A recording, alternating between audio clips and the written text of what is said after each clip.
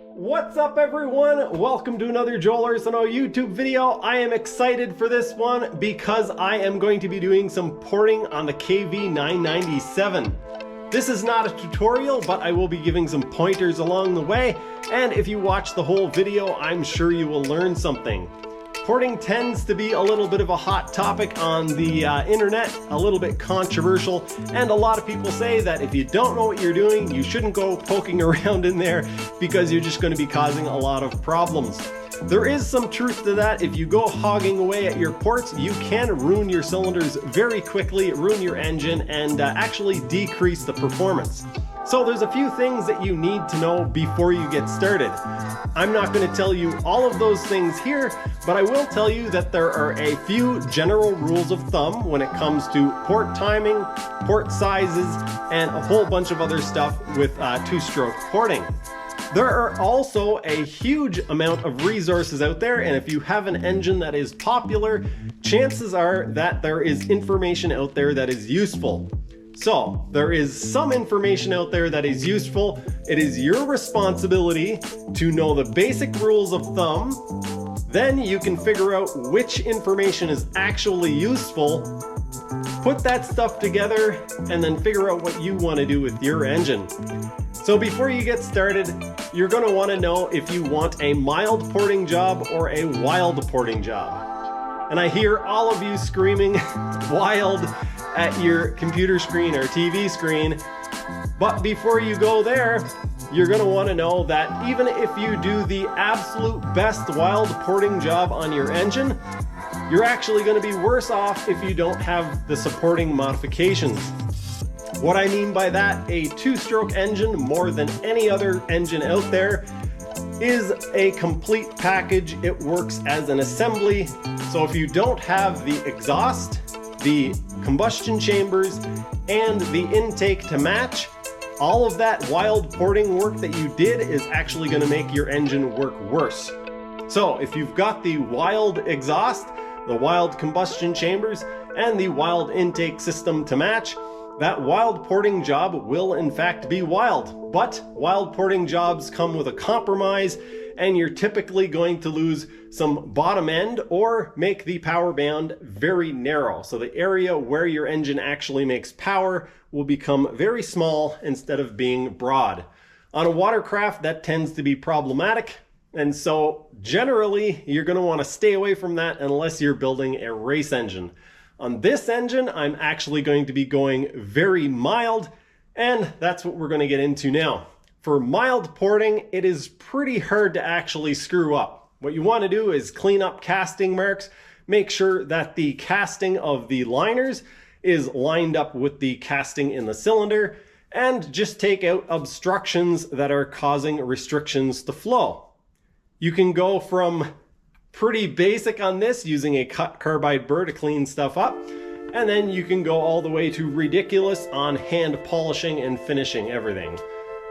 A huge thanks to those of you who are supporting me on Patreon. I really appreciate it. If you guys want to get involved, there is a link in the description below. I am very excited to announce that I have started a TeeSrping store, and I am very proud of the merchandise. All of it was designed by me. I did the whole thing myself, and there is lots of stuff on there that you will only get if you follow the Joel Arsenault YouTube channel, and there's other stuff on there that you'll only get if you're a two-stroke fan. So go and check that out, a link in the description below. I promise you guys, even if you don't buy anything, you're gonna have a good laugh. Let's get into this video before I screw up this clip. Before picking up any porting tools and cutting into this engine, or any two-cycle engine for that matter, it's a really good idea to take some measurements for future reference.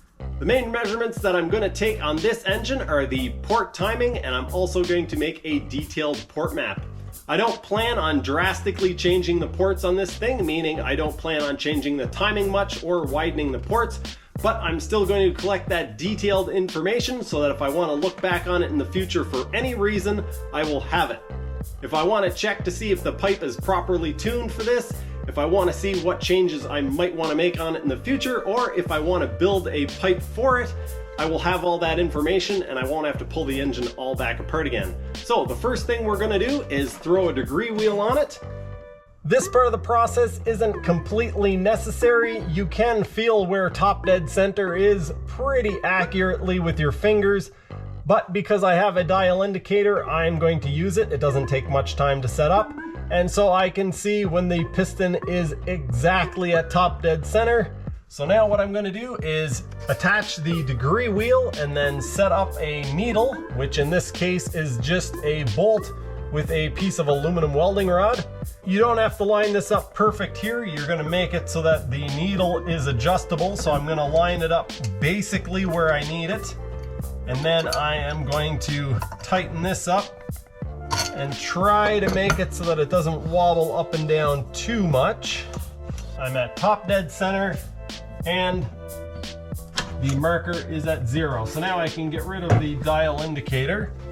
The first thing that we're going to mark down is the exhaust opening.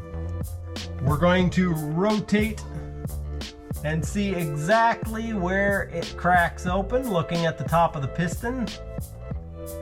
And on this, it is 84 degrees.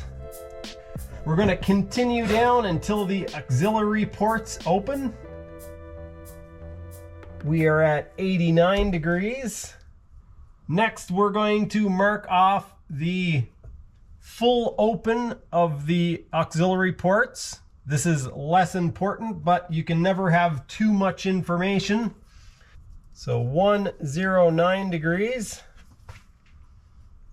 Keep rotating. We've got our transfer ports are open right there. 116. And then the boost port will be next. The boost port opens at 122.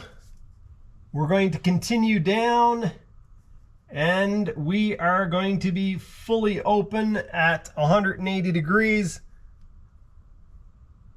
Right there, everything is open, so I'm making note. All ports open 180.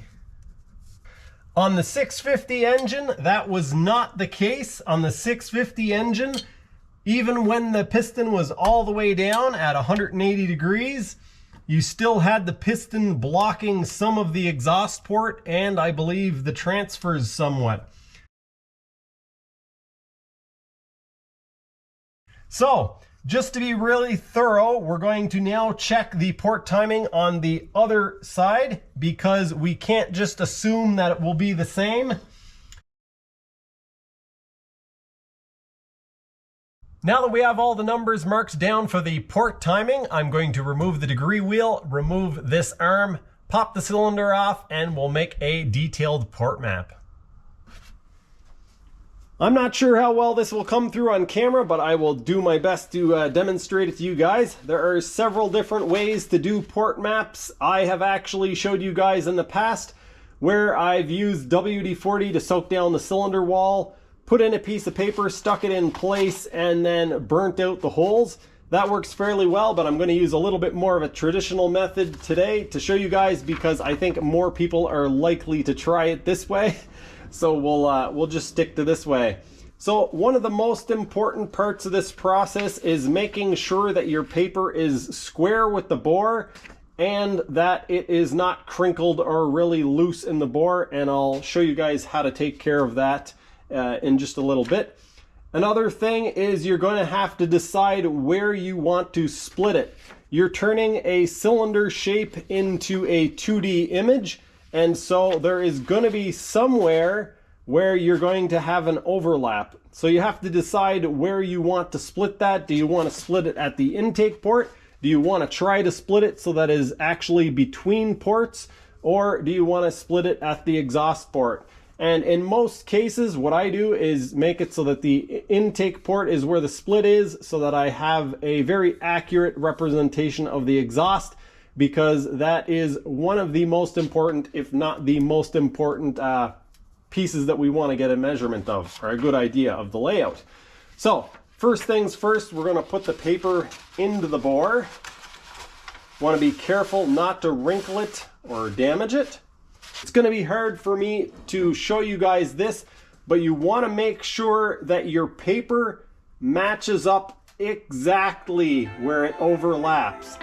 So you want to keep it so that it's just barely sticking out. I've got it probably about 5 millimeters sticking out here. And what you can do is grab on each side of the split and pull apart on it. We're going to be rubbing our fingers over the ports to mark off where the ports are, and so we don't want a piece of tape over where one of the ports are. So we have a bunch of room here on top of the intake port, so we can put one piece right at the top. Once you get the head side of the cylinder done, you're going to want to cut away some of this excess paper, because if you don't, you're just way more likely to get everything crinkled. So I'll come back when I have that done. For this side, it doesn't matter if the cut is perfectly straight because this is not a reference surface, so we're going to just do the same thing. Pull this area apart and then put a piece of tape across it. If we've done this properly, there should be some resistance to sliding the paper back and forth. Because this part of the paper is perfectly lined up, what we can do now is flip the cylinder onto a flat surface, making sure that it's clean and that there's nothing holding the cylinder up. And then we can lift the paper, push it down into place, and we can feel when the paper hits the bench. That meaning that the top of this paper, or this part of the paper, is now the gasket reference surface, and we can measure down from there to figure out where everything else is in the cylinder.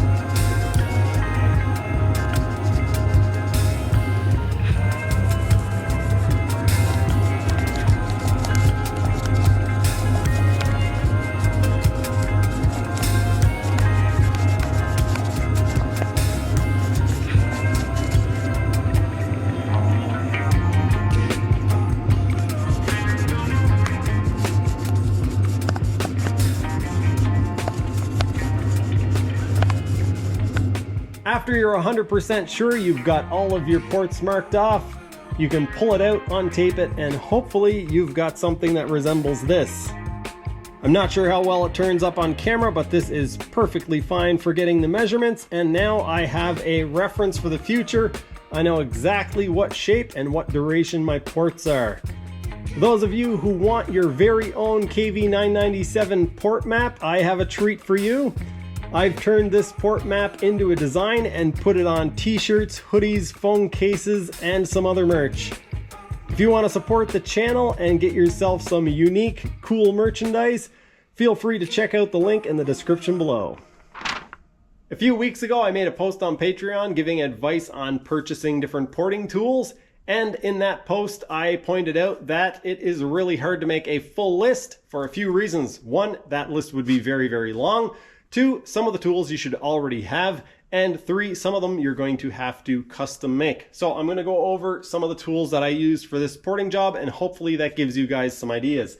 To start off, I used this Weaver Flex Shaft 230 watt forward and reversible tool that has a foot control. You might think that this tool would be expensive, but it's actually under $100 from Weaver. And I would highly recommend getting one of these if you're going to be doing any amount of porting whatsoever. It has a quick release end that can be changed for this tool, which is a 90-degree tool. This I purchased separately for about $70, I believe, on Amazon. And this is what you would use for doing transfer ports on hard to get at spaces. You will not see me using this because it is way too hard to film, and I have a hard time even seeing in there myself. So this is the quick change tool. Mostly what you will be using is this one. And all that stuff, like I say, under $100. Next thing you're going to need is a decent set of carbide bits. You can get these on Amazon. These are 1/4 inch shank. which I rarely use. These I mostly use for die grinder. I prefer using the 1/4" shank. We've got these long ones here and also these short ones that I keep readily available. And depending on how fussy you are, that is where you could stop. Those are all the tools that are required for doing a touch-up porting job. You can get a perfectly acceptable finish with carbide burrs. However, this is an aluminum burr, which is a lot more coarse than the steel burr. So if you're only using burrs, I would suggest doing your finishing work with a steel one. These will clog up when you're using them on aluminum, so you can mitigate that by spraying a little bit of WD-40 on the cutter or on the workpiece itself. What I like to do is spray a little bit into a lid or a dish and then simply dip the carbide into it before you start cutting. That will not only keep the tip from getting clogged up, but it will also help you remove material a little bit more quickly. I am a little bit more fussy than that, so I like to use these sanding drum things that come on these rubber mandrels. They have replaceable sanding drums. They come in all different grits and different sizes. I don't know where I actually got these, but I have this threaded mandrel thing that goes into these flap wheels. I haven't been able to find these again, but I do have a small supply of these that I use and they come in pretty handy. The problem with these is that the mandrels are quite short and you're going to have to reach down into ports almost certainly. So that's where these things come in quite handy. These are spiral cone sanding things. I don't even know what they call them, but you use these with a mandrel. I actually made my own mandrel so that it can be nice and long. I can reach way down into the transfer ports without any issues whatsoever. So what I do is I just get the hot glue gun ready. I put a little bit of hot glue on the end of that, and then I shove my mandrel in, which is basically just a shaft that is turned down to 1/8 of an inch. I also use this for doing some finer work. It is a mandrel that I made with a 1/8 shaft because I was using it with a Dremel tool that only had a 1/8 shaft. Now I have the other one that can do 1/4, but that's neither here nor there. It's a mandrel with a slot cut into it, and do I have any right here? Yes, I do. I can put some of this emery cloth in it, and I can basically turn it into a flap wheel of custom size and shape and whatever. So this isn't terribly necessary, but it is a tool that I made and I use. I don't know about anyone else out there, but I also use an assortment of files for every porting job that I do. These are the files that I use for this particular porting job. I've got a round one, a square one, and a triangular one. The triangular one isn't triangle for any other reason that it is fine, and the square one is coarse. Not only do you use files for removing material in some cases, but you can also use them for checking contours and making sure that you're removing material from the right spot. When you start cutting away with a carbide burr, sometimes everything looks very uniform and it's hard to tell if you've got a high spot or a low spot. Instead of chancing it, you can take a file, run it over the area, and it will very quickly tell you where your high and low spots are. You want a variety of files because not every file is going to fit into the place where you want to put it, and not every file is going to contour in the correct way. The first thing that I'm going to be working on is removing these little bits here and smoothing the transition between the case and the transfer ports. So I'm going to remove a bunch of material from here, so let's get started.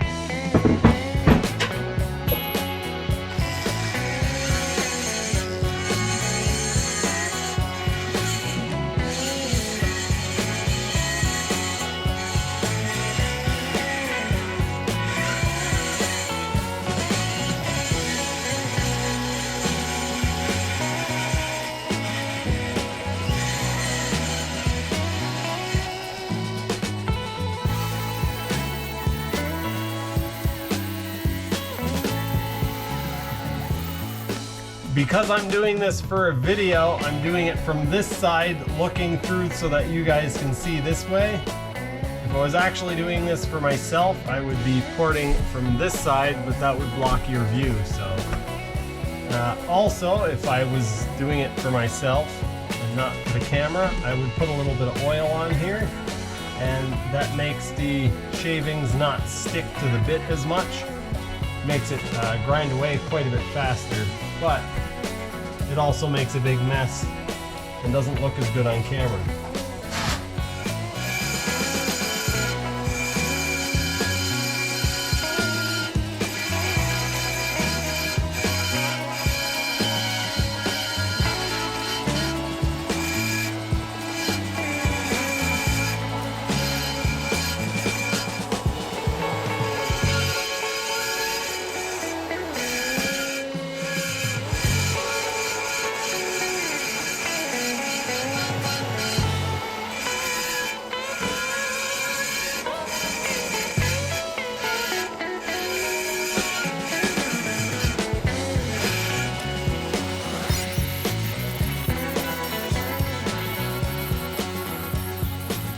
So with that little bit of grinding away, we've gone from a very nasty shoulder. You can see on this side we got this part sticking out. It's all rounded off now. Again, I'm going to do a bunch of cleanup work with a sanding drum thing. You can still see some marks in there. I might actually use the carbide burr to remove a little bit more, but I've got that whole chunk removed. So now flow from the case can go up into the transfer ports without running into this giant wall here. If I put the cases onto the cylinders, you can see what I was trying to achieve here. I've removed the tab, which is here, or this little shoulder piece, whatever you call it. And that gives a straighter shot for the fuel and air mix to get into the transfer port through here. And on the other side, see, it makes it easier to get into the boost port and the transfer port here. And of course, just cleaning up the casting marks and whatever gives for better flow. I'm almost positive that I won't be able to get video footage of how poor the transition is between the boost port in the cylinder and the part of the case that I was just taking care of. But I'll try to get my phone in there and get a photo for you guys. What I'm going to do right now is stick something down in there and mark off the area that needs to be removed. Alright, I now have that all marked off, and hopefully this is a little bit easier for you guys to see now. That is the material that I need to remove.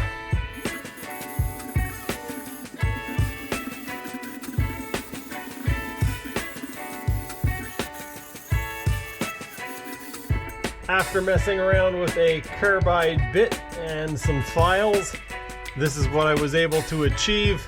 I'll have to get my phone once again so that you guys will actually be able to see this. But we'll set the cylinder in place and see how much better this is. I am going to do a little bit more polishing and fettling with these cases, but I'm not going to show that in this video. I probably won't show the process at all, and there is a good reason for that. A lot of people have said that you get 80% of the gains for the first 20% of the work, and then that last 20% gains, which I think is highly optimistic, takes 80% more work. So basically all that to say that what I did right now, this took a couple of hours of work, and it will have given me the biggest gains. This would actually be noticeable horsepower.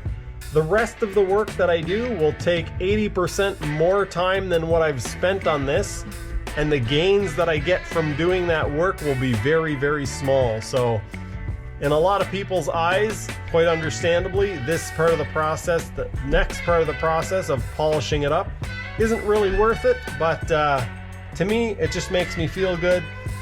And even if I lost the horsepower, I would still do it because I like it. What we're going to move on to now is touching up some of the porting work on the cylinder. A lot of this stuff is going to be really hard for you guys to see because, well, it's even hard to see what the actual flaws are. But a lot of it's just little stuff like where the liner doesn't meet up properly with the casting. There is a step here. There's just casting marks on all of these ports, and I'm going to take care of that. So I'll go around the cylinder, both of the cylinders, with the burr first, so the carbide burr, and remove any of the stuff, any of the bigger stuff. And when I get to any areas that I'm actually going to make some substantial changes, then we'll talk about that a bit. But basically what I'm doing now is just trying to taper everything in, smoothing everything out, and reduce turbulence and any restriction to flow.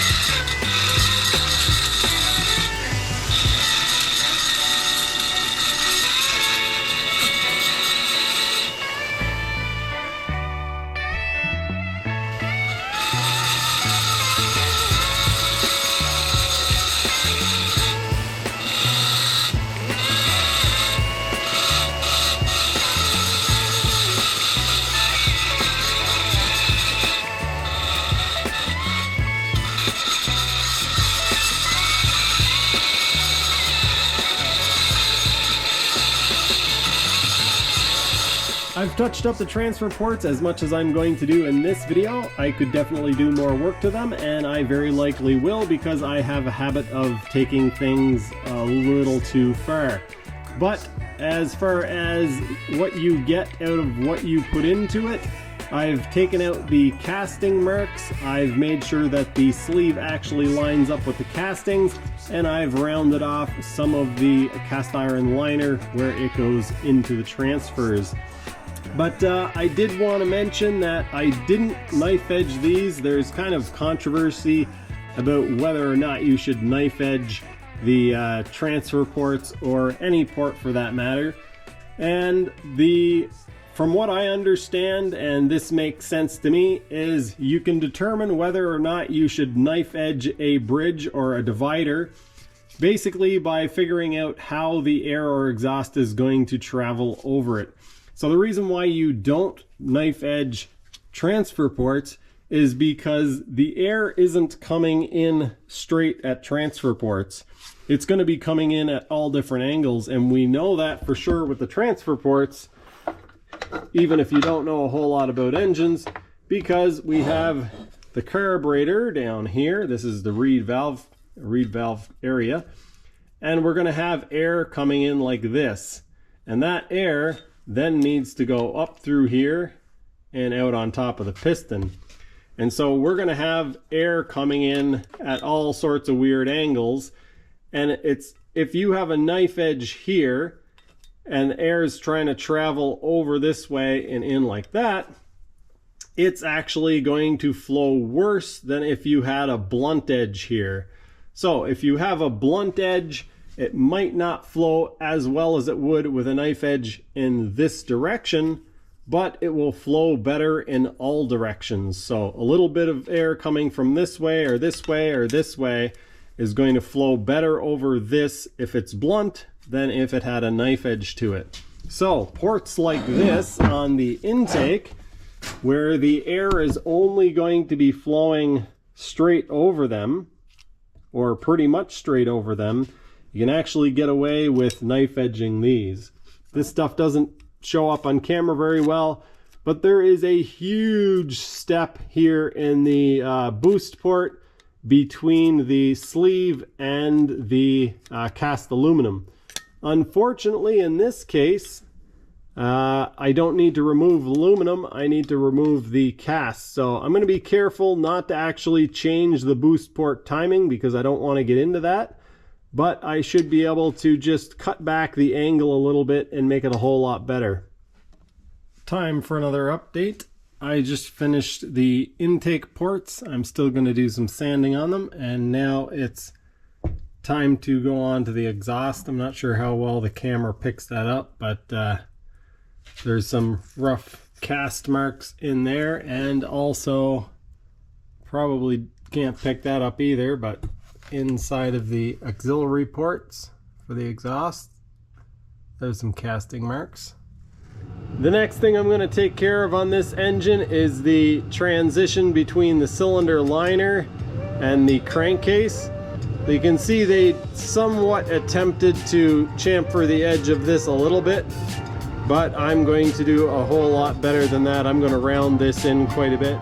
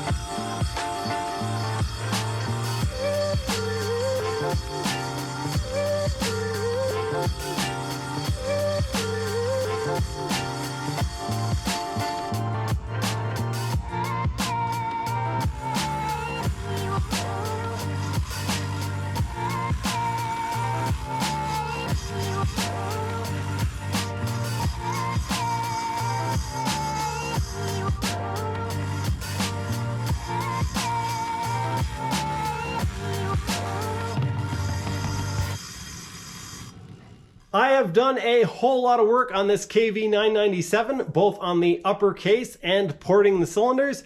I will attempt to show you guys that now, but I assume I will have to resort to taking photos because I don't think it's going to show up very well on camera. That being said, I am really happy with the way this turned out, and hopefully you guys can appreciate this as well. Not sure if you guys remember, but these cases turned out really nice. There are no more casting marks, no more machining marks, and the transition between the lower part of the upper case and the transfer ports is now nice and clean and unrestricted on both sides. I am going to do some more cleanup and polish work on these off camera, but that will either be another video or maybe never be seen at all. I did not change the port timing at all, but as you guys can see, I have cleaned up inside of the exhaust ports. There are no more casting marks, and the transition between the cast liner or the sleeve and the cast aluminum itself is very smooth. There is no more shoulder. I've also cleaned out inside of the auxiliary ports. On the intake side of things, you can see I have knife edged the bridges, and there are no more angry beaver teeth marks, so that is good. If we take a look inside of the transfer ports, we can see all of the casting marks and imperfections are gone. There is also a nice smooth transition between the liner and the cast aluminum itself. So I have opened up a lot of potential inside of this engine.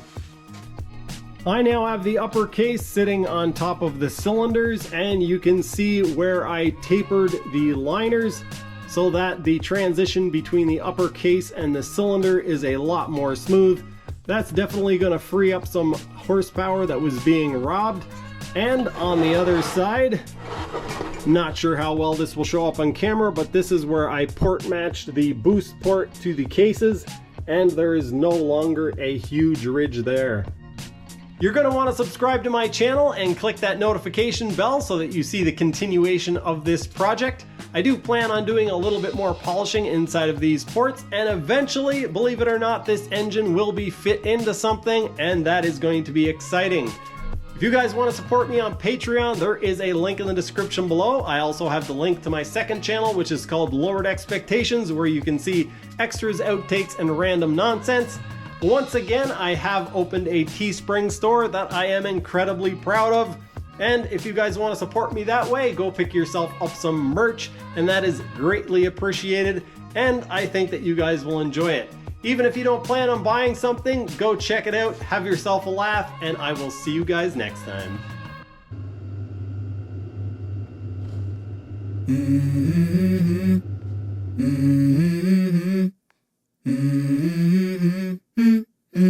Let's go.